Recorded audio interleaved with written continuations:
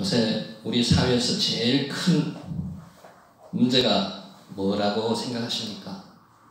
서로서로 공감을 안 하는 것 같아요. 서로서로 소통이 안 되는 것 같아요. 지난 정부에서 그것 때문에 대통령이 탄핵까지 되고 초유의 대통령이 바뀌는 불상사가 일어났습니다. 그런데 지금 정부도 또 비슷한 그런 현상이 일어나고 있습니다. 예수님께서 한번 생각해 보세요. 예수님께서는 하나님의 아들로서 이 땅에 내려오시지 않고 하늘나라에서도 충분히 저희들을 성령도 주실 수 있고요. 능력 주시고 기도도 응답하실 수 있는 그런 분입니다. 전지전능한 분이시고 무소부재한 분이시니까. 그런데 그 예수님이 하나님의 아들이신 예수님이 이 땅에 인간의 몸으로 내려오셨어요. 그 높고 높은 하늘 보좌에서 이 낮고 낮은 인간의 세계에 내려오셨어요. 믿습니까? 어떻게 믿습니까? 네. 아멘입니다. 그거를 생각하면은 우리가 지금 이렇게 우리끼리 싸우고 막 앙당해야 될 필요가 하나도 없는 거예요. 신이 하나님의 아들이 이 땅에 내려오셔가지고 이 땅에 내려오신 것만 하더라도 감사한데 내려오셔서 뭘 했습니까? 우리의 죄를 대속하기 위해서 십자가에서 친히 돌아가셨습니다. 그리고 나서 3일 후에 부활하셨고 성천하셔서 지금 하늘에서 우리를 지켜보고 계시는 거죠. 이게 얼마나 큰 은혜입니까? 오늘 예수님 그거를 말씀하시는 거예요. 예수님이 제자들에게 나는 죽는다고 첫 번째 이야기한 게 언제 했는가 하면요, 12제자를 파견하고 나셔가지고 이들이 돌아왔습니다. 돌아와서 오병이의 기적을 일으키셨고, 그리고 예수님이 어디로 이동하셨는가 하면은 가이사라 빌립보라는 지역으로 북부지역, 갈릴리에서 한 40km 되는 북부지역으로 이동을 하시다가 가이사라 빌립보 황제 숭배 도시에서 물어봤습니다. 너희들은 나를 누구라 하느냐? 그러니까 베드로가 대답을 했습니다. 주는 하나님의 그리스도이시니다라고 베드로가 대답을 했습니다. 하나님의 아들이라는 거죠. 그래서 예수님이 칭찬하셨어요. 그리고 나서 예수님이 뭘 하셨는가 하면은 좋은 이야기를 하셔야 되는데 나는 이제 장로들과 서기관과 제사장들에 의해서 버림받고 죽는다고 이야기를 해요. 그러니까 베드로가 도저히 이해를 못하는 거죠. 베드로가 어떻게 했는가 하면요, 예수님을 잡아가지고 막 흔들면서 항변했다고 이야기하는 게 항변이 뭔가 하면요, 꾸짖었답니다. 제자가 스승을 꾸짖었대요. 말도 안 되는 거죠. 그렇게 강하게 반발을 했습니다. 예수님 그러시면 안 됩니다. 돌아가시면 안 됩니다. 이제 우리가 여기까지 왔는데 우리가 좌회전도 돼야 되고 우회전도 돼야 되는데 그러면 안 됩니다. 예수님이 꾸짖으셨대요. 그러니까 예수님이 뭐라고 말씀하셨는가 하면은 제자들에 대해서 말씀하셨어요. 자기를 부인하고 날마다 제 십자가를 지고 나를 따르는 사람은 어떻게 된다고요? 나를 따르는 사람이 내 제자가 된다고 지금 말씀하시는 거예요. 그러는 사람은 자기 목숨이 아깝지도 않고 예수님의 말씀, 하나님의 말씀이 부끄럽지도 않는 사람이 된다고 먼저 이야기를 하시는 게 우리가 지난번에 살펴본 바였습니다. 그래서 오늘 두 번째 순환고지, 예수님이 지금 고난받고 돌아가시는 그런 이야기를 하시는 겁니다. 변화산에서 뭘 봤습니까? 다윗과 모세와 엘리야를 봤죠. 모세와 엘리야가 예수님과 이야기하는 걸 들었습니다. 비몽사몽간에 베드로가 봤습니다. 뭐에 대해서 이야기를 했어요? 예수님의 별세에 대해서. 예수님이 이제 곧 돌아가신 후에 어떻게 될 것인지에 대해서 서로 이야기를 하는 겁니다. 이것을 우리는 뭐라 그랬습니까? 애국 탈출이라고 이야기했습니다. 엑소도스. 그래서 예수님께서 이 돌아가신 그 이야기하는 것을 보고 베드로가 초막셋을 짓겠다고 이야기를 할 때 하늘에서 구름 속에서 하나님의 음성이 들렸습니다. 뭐라고 이야기하셨습니까? 이는 내 사랑하는 아들이요 내가 선택한 자니 너희는 그 말을 들으라고 얘기합니다. 얼마나 감격스럽습니까? 우리가 기도할 때 하나님의 음성을 들으면 얼마나 감격스럽겠어요. 우리 기독교인 중에서 하나님의 음성을 직접 듣는 사람이 몇 명 될까요? 잘 없습니다. 많이 들었다고 이야기를 하지만은 제가 생각할 때는 잘 없을 거예요. 오늘 그 광경을, 그 이야기를 누가 들었어요? 베드로가 들었습니다. 얼마나 감격스럽습니까? 이 감격스러움을 뒤로 하고 이들은 지금 산을 내려옵니다. 헬몬산이었으리라고 추정합니다. 변화산이. 헬몬산을 내려오니까 이 바닥에서는 지금 다른 소요가 일어나고 있습니다. 9명의 제자들이 변화산에 못 올라갔습니다. 베드로와 야고보와 요한만 올라갔거든요. 9명의 제자들이 누가 찾아왔는가 하면은 기먹고 말 못하고 귀신 들린 사람이 아버지가 아들을 데리고 찾아와서 제자들에게 고쳐달라고 이야기했습니다. 고쳤습니까? 못 고쳤습니다. 예수님이 뭐라고 꾸짖었어요? 못 고치는 사람들 보고 믿음이 없는 자들이라고 이야기했습니다. 무슨 믿음이 없는 자들이에요? 하나님에 대한 믿음이 없는 자들. 하나님이 우리 구세주시고 우리 왕이시고 천지 창조하신 분이시라는 것을 못 믿는 제자들을 꾸짖으셨는 거예요. 그래서 예수님이 꾸짖고 나서 이들을 고쳤습니다. 이 사람을 기먹고 말 못하고 귀신 들린 자의 귀신을 쫓아주셨습니다. 그리고 나서 제자들을 꾸짖으셨어요. 꾸짖고 나서 바로 예수님께서 뭐라고 이야기하셨는가? 제 두 번째 순환 고지를 말씀하신 거예요. 인자가 장차 사람들에게 넘겨지리라. 제자들은 지금 두 번째 이야기를 하더라도 지금 잘 못 믿습니다. 왜? 세 명의 제자는 변화산에서 그 영광스러운 하나님의 아들 예수님에 대해서 보고 내려왔습니다. 예수님이 돌아가실 거라는 걸 생각도 못했습니다. 또 하나는 오늘 본문에 나오는 말씀처럼 하나님이 그 내용을 잠시 숨기셨습니다. 언제까지? 이들이 성령 받을 때까지 잠시 숨겨놓으셨어요. 오늘 그리고 나서 제자들이 뭐라고 지금 싸우고 있는가 하면요, 누가 크냐고 지금 싸우고 있는 겁니다. 예수님의 마음이 어떻겠습니까? 자기는 지금 우리 죄를 위해서 저 높은 하늘 보좌에서 내려오셔가지고 우리 죄를 사하시기 위해서 지금 십자가에 달려 돌아가시러 가는 지금 노정이 있습니다. 예루살렘으로 지금 마지막 가는 길이에요.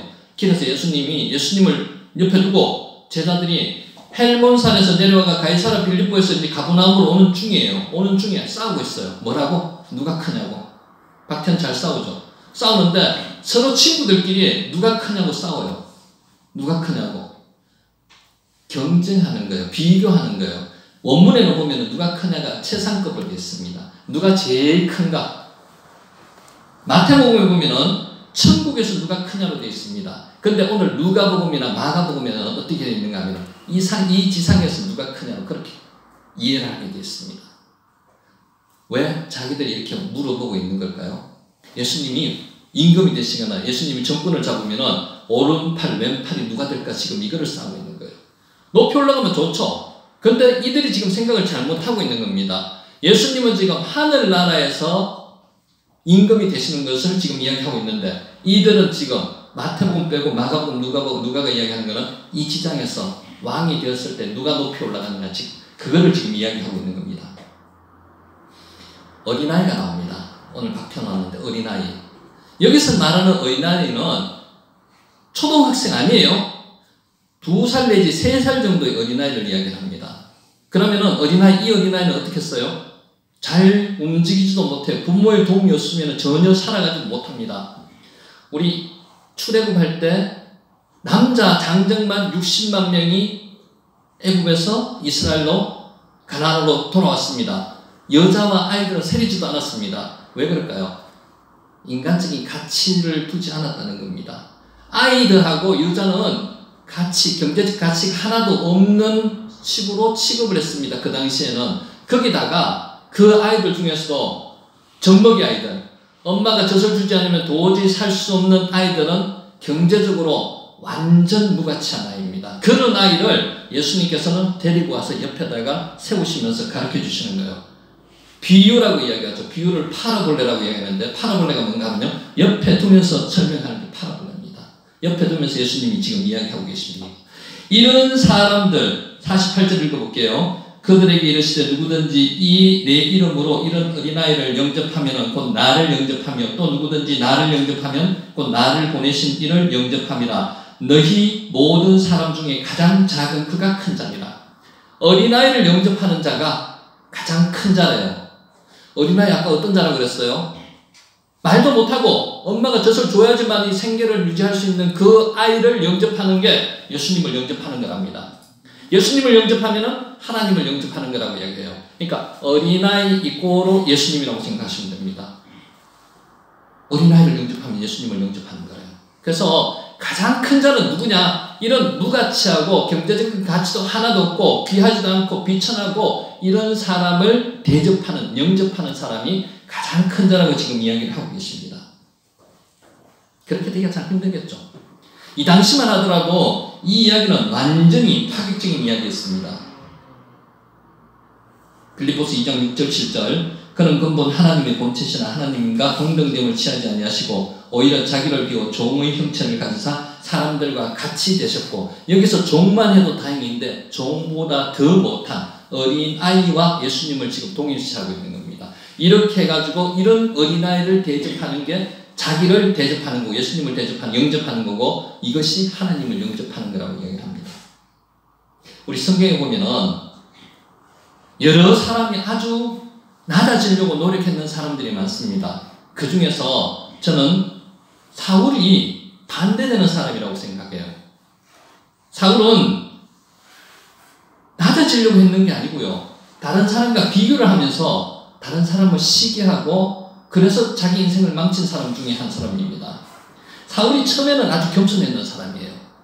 사울이 왕이 딱 되고 나서 주위에 있는 여러 민족을 하나님의 영이 임함으로 해서 물리쳤습니다. 블레셋도 물리쳤고요, 암몬, 모압 여러 민족을 하나님께서 명령하시는 대로 해가지고 잘 따라서 물리쳤습니다. 물론 그 중간에 명령 불순종한 것도 많습니다. 그런데 결론적으로 어느 때 가장 하나님의 미움을 받았냐 하면요, 다윗이 나타나고 나서부터거든요. 다윗이 골리앗을 이겼습니다. 하나님의 말씀으로 나가서 하나님을 믿고 나가서 골리앗을 이겼어요. 물맷돌로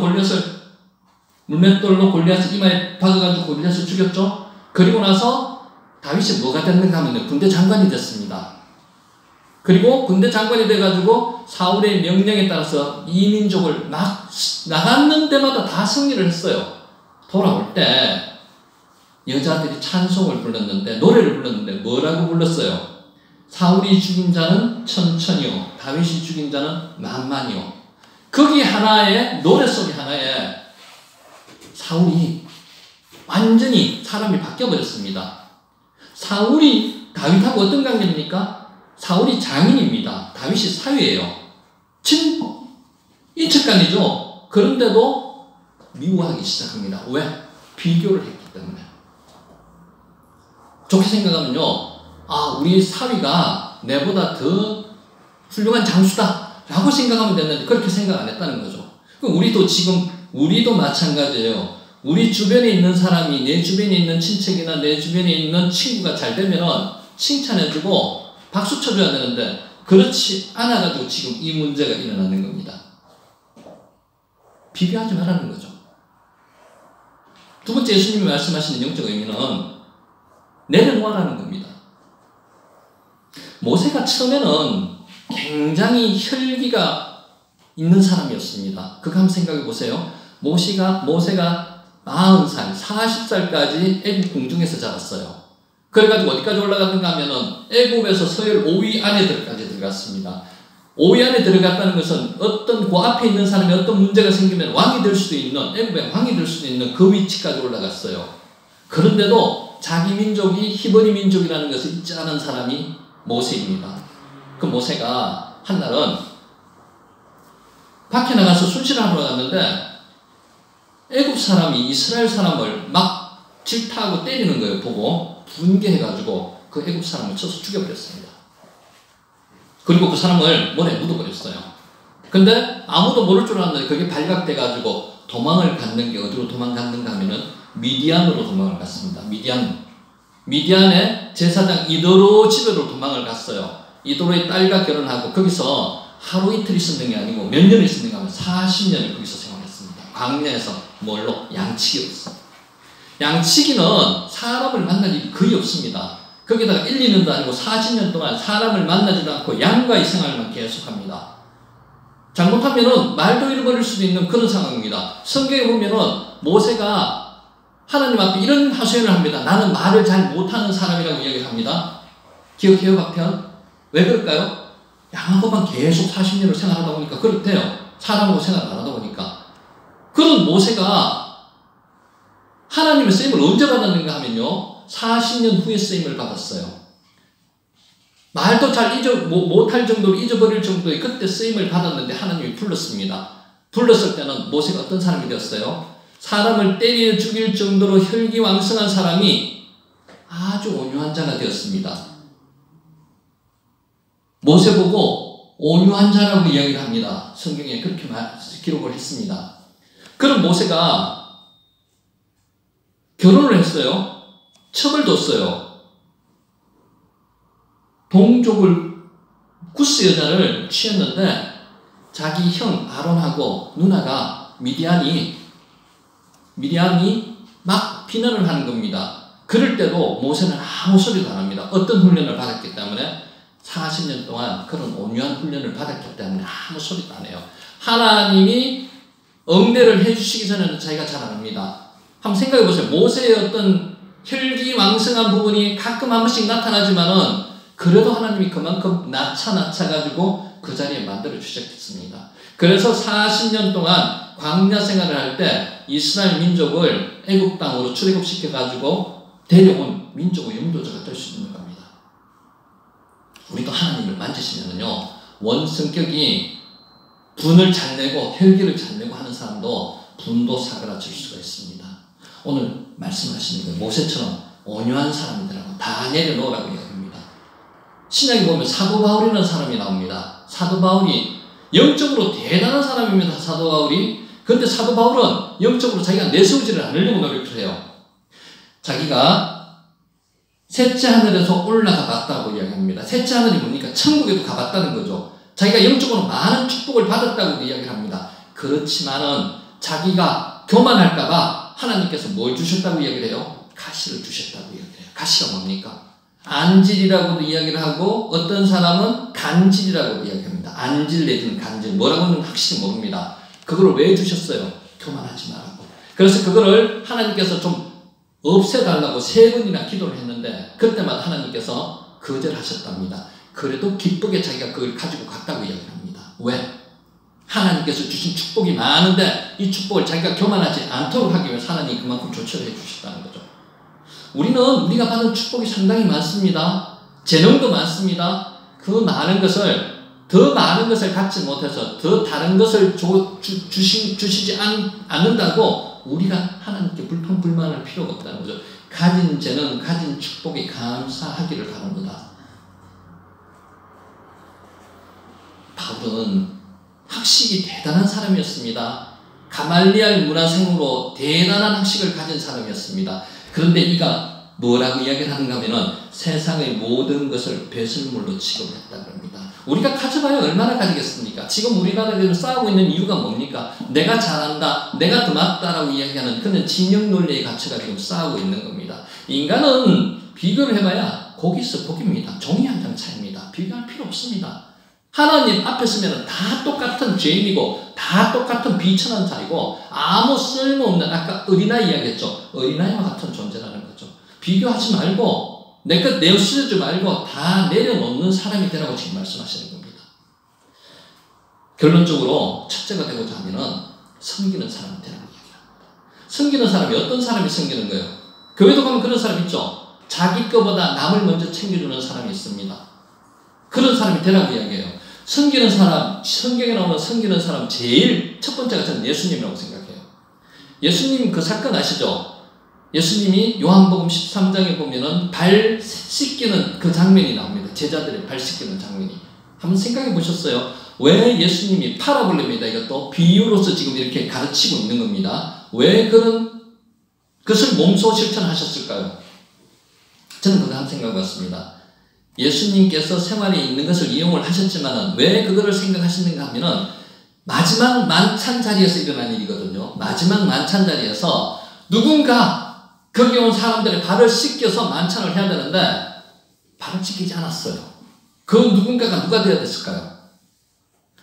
제일 말석에 앉은 사람. 말석에 앉았다는 것은 그 중에서 제일 나이가 적거나 그 중에서 제일 막내인 사람이 해야 될 역할을 있었는데 그것을 하지 않았기 때문에 예수님이 그걸 가지고 몸소 실천을 하셨는 거예요. 자, 재밌는 이야기. 그럼 그 말석에 앉는 사람이 누구였을까요? 한번 생각해 보세요. 잔치를 베풀면 식사자리, 유대인의 습관입니다. 식사자리에 가면은 맨 주인은 어디 앉는가 하면 그 잔치의 주인공은 어디 앉는가 하면은 문에서 반대편 오른쪽 두 번째 앉습니다. 그게 누구예요? 예수님이죠. 만찬장의 주인은 예수님이죠.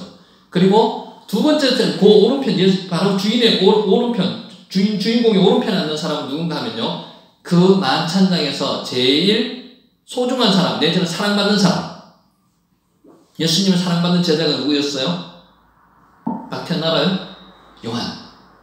요한이 사랑받는 사람. 그 요한이 오른쪽에 앉았어요. 그걸 어떻게 증명하는가 하면은 요한이 만찬장에서 예수님의 가슴에 이렇게 기대면서 내니까 물어본 사람이 요한이에요. 기억해요? 그래서 요한이 우측에 앉았어요. 왼쪽에는 누가 앉았을까요?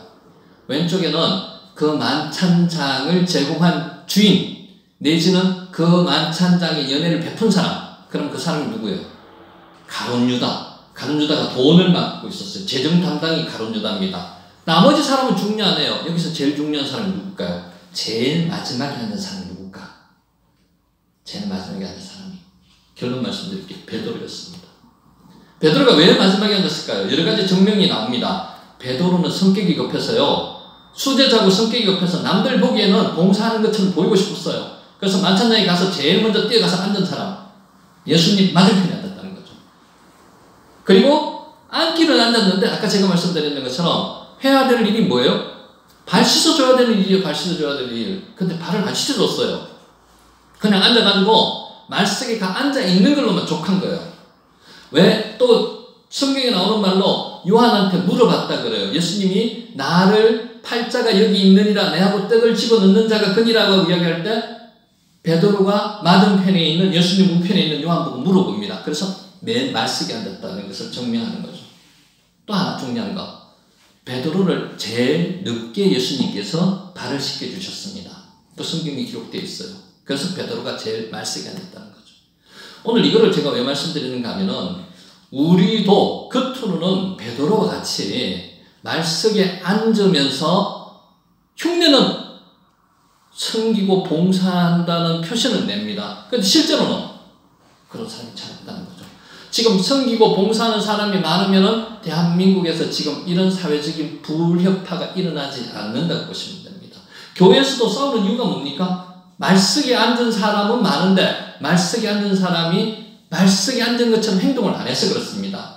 교회에서 싸움이 일어나는 곳이 어디입니까? 물론 당에서도 일어나지만 제일 싸움이 빈번한 곳이 부엌입니다. 주방입니다. 왜? 전부 다가 섬기려고 그러지는 않기 때문에 전부 다가 비교하고 전부 다가 자기께 옳은다고 이야기하고 음식을 잘하시는 분이 자기께 전부 다 옳습니다. 인정하고 수용하고 그 사람을 해주면 되는데 그렇게 잘 안 한다는 거죠. 오늘 우리 좀 반성을 해야 됩니다. 섬기는 사람이 되라고 이야기합니다. 가정에서도 마찬가지예요. 전부 다 자기가 귀한 사람입니다. 자기가 존귀한 사람입니다. 존귀한 사람일수록 오늘 예수님 말씀대로 첫째가 되고자 하면 뭐가 되라고 이야기해요? 섬기는 사람이 되라고 이야기해요. 섬기는 사람이 첫째라는 겁니다. 또 49절 제가 읽어보겠습니다. 요한이 여짜오되 주여 어떤 사람이 주 이름으로 귀신을 내쫓는 것을 우리가 보고 우리와 함께 따르지 아니함으로 금하였나이다. 예수께서 이르시되 금하지 말라. 너희를 반대하지 않는 자는 너희를 위하는 자니라 라고 말씀하셨습니다. 이게 우리 사회에 있는 진영 논리하고 비슷한 지금 논리가 형성되는 거예요. 한번 판단을 해보세요. 지금 변화산에서 올라간 제자가 베드로와 야고보와 요한 세 제자가 올라갔습니다. 세 제자는 올라가서 하나님의 음성도 듣고 예수님의 형체도 변하고 예수님이 흰옷을 입었는 것처럼 아주 영광스러운 모습을 봤습니다. 모세와 엘리야도 봤습니다. 나머지 9명의 제자는 변화산에도 올라가지 못했고 그 모습도 보지 못했어요. 또 하나 중요한 것은 귀신도 쫓아내지 못해가지고 예수님으로부터 꾸중을 받았습니다. 믿음이 없는 자들아, 믿음이 없기 때문에 너희가 못했다고 지금 말씀하시는 겁니다. 그런데 오늘 이 이야기를 한 사람이 누가 했어요? 변화산에 올라간 요한이가 뭐라고 이야기했는가 하면은 어떤 사람이 주의 이름으로 귀신을 내쫓는 것을 우리가 보고 우리와 함께 따르지 아니함으로 금하였나이다. 우리. 그 9명의 사람이 이야기하기는 조금 민망했는가 봅니다. 그래서 요한이가 대신 이야기를 해줬는 것 같아요. 우리 사람이 아닌 사람이 예수님의 이름으로 귀신을 쫓아내고 있는 것을 보고 우리가 금하였다고 이야기합니다. 그렇기 때문에 그래서 예수님이 뭐라고 이야기하는가?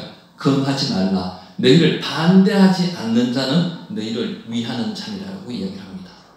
반대만 하지 않으면 금하지 말라고 이야기를 해요. 왜 우리는 금합니까? 우리 사이에 지금 가장 큰 문제가 아까 제가 처음에 뭐라고 그랬습니까? 공감, 소통. 공감은 뭡니까?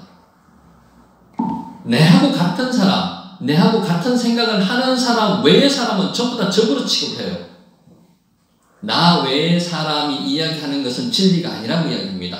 그럼 반대편으로 우리 안에 있는 사람은 전부 진리라고 생각합니다. 거짓말도 진리라고 생각합니다. 그게 가장 우습습니다. 공산주의가 뭡니까? 세뇌 교육에 의해서 가르치면 거짓이 진리가 되는 게 공산주의 사회입니다. 진리는 하나님밖에 없습니다. 예수님밖에 없습니다. 진리의 말씀, 성경 말씀밖에 진리가 없습니다. 그런데 우리가 그것을 그렇게 인정 안 한다는 거죠. 우리 것, 우리와 관계되는 사람 외에는 전부 다 비진리라고 이야기하는 게, 그게 지금 우리 사회를 불안하게 만들고 우리 사회를 진영 논리로 두 가지로 갈라놓고 있는 그 현상이 일어나는 겁니다. 학교에서 왕따가 왜 일어나요? 박현아, 왕따 있어요 학교에? 왕따 없어요? 왕따가 왜 일어나요? 제외시키고 분리시키고 이 사람은 나쁘다고, 일본말로 이즈메라 그러죠. 나쁘다고 지적하는 거, 혼자만 외톨이로 만들어버리는 겁니다. 왜 그렇습니까? 얘는 지금 우리하고 생각이 틀려. 그래서 우리 생각이 틀리기 때문에 얘는 배제시켜놔. 그게 왕따입니다.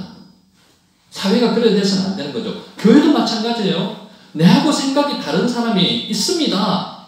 그게 잘못된 게 아니에요. 내하고 생각만 다를 뿐이지. 그런 사람, 진리의 문제 외에는 나쁘다고 배척해서는 안 된다는 겁니다.